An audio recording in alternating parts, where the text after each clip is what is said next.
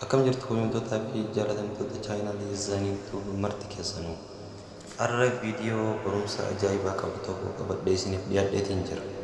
An qophii tana kan isiniif dhiyeessu obboleessa keessan Izzettiin Jamaal. Haga xumura qophii teenyaatti nu faana tura. Viidiyoon barumsa keenya kan guyyaa har'aa akkamitti FB fi YouTube chaayinaalii keenya walirratti hidhanna kan jedhudha.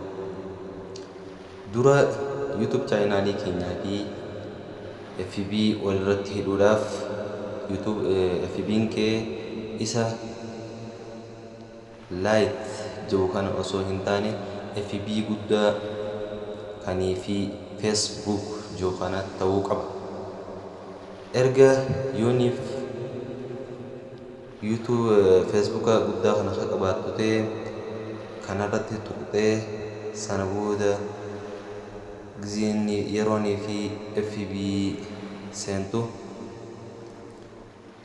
kallattumaan gara piroofaayila keetii seenta. Piroofaayila kee erga seentee booda dhiifamaa wajjin wanni isin garsiisaa jiruun xiyyaa hin qabu. Afaanumaan dubbadhaa akkasitti na hubadhaa isin jechuun barbaade.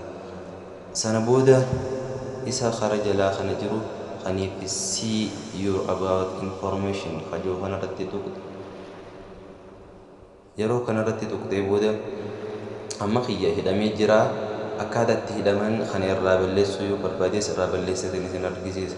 Sana booda yoonii fi yoo qabaachuu baattanillee bakka kanatti contact info kajoo kana isiniif fidaa. Yeroo san edit bakka joo kanarratti tuqtan.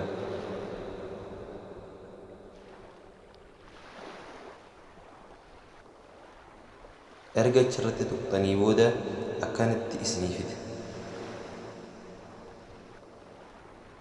Erga kanatti isinii fidee booda amma kiyya akkanatti irratti hidhamee jira. Yeroon inni katti isinii fidee bakka tanatti bakkanii fi social link ta'etu tanaa jira.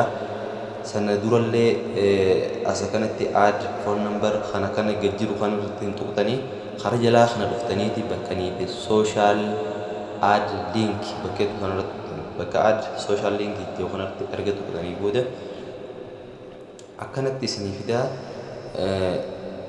Yeroo kana YouTube, Twitter, Snapchat, Instagram akkanatti fidaa. Amma haa qabdan qofarratti hidhama. Ammaan tana kaniin qaburraa kaniin asirratti hidhatan Instagram qofa, YouTube irratti hidhadhee, Twitter irratti hidhadhee, Snapchat irratti hidhadhe. Ammaan tana Instagram kana irratti hidhachuudhaaf bakkuma sanattiin maqaa Instagram kiyyaa barreessa. Tole Izzettiin Jamaal biyya haa barreessu.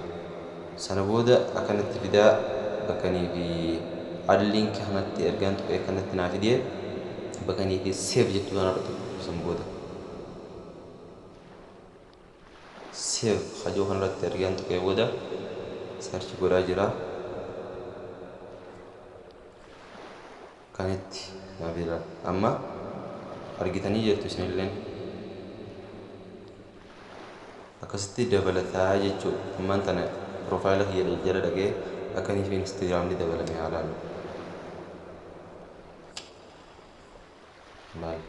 Instagramni Izzettiin Jamaal jiru dabalamee jira. Reemuun kan Instagramni kun hin jiru ta'u. Amma karaa gabaabaadhaan kallattiin saffisaan deemee isin agarsiisu. Dura see your about info kajoo kanarratti tuqxanii san booda gad deemtanii bakkanii fi connect info jettoo kanarratti edit kajoo kana tuqxanii sana booda search gisee godhee booda akkanatti isinii fidaa. Bakkanii fi add social link kajoo kanarratti gisee tuqxanii booda ifiif waan isin qabdan kaniif irratti hidhatiin akkanatti jalatti isinii gafidaa. San booda gisee irratti godhanii save kajoo kanarratti tuqxanii san booda bakka fida irratti isinii hidhamee jira. Ammaan tana as keessaa biyee wanni haadha ilaalu laayitii keessaanis hidhamee jira. Amma kallattiin karaa laayitii haa deemu.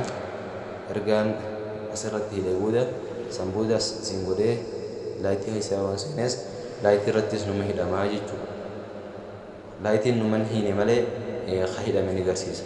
malat Instagram khiyas asrat kidame jiraachu khara khana khara gababadan arkachu dandisani hanga video barum sibirati walid dibnutti nagiyan naftura